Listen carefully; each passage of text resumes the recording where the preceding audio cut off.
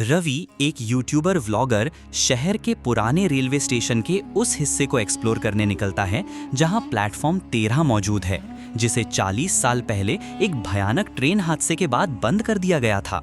स्थानीय लोग कहते हैं कि हर रात 12 बजे वहां एक पुरानी ट्रेन आती है, जिसमें वो यात्री होते हैं जो कभी बूढ़े नहीं होते और कभी वापस नहीं आते। रवि चेतावनियों को अनदेखा करके कैमरा लगाता है और ट्रेन का इंतजार करता है।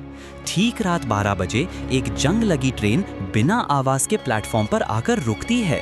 रवि आखिरी डिब्बे में चढ़ता है, तभी दरवाजे अपने आप बंद हो जाते हैं और ट्रेन चल पड़ती है, पटरी पर नहीं बल्कि हवा में तैरती हुई किसी भूतिया दुनिया की ओर।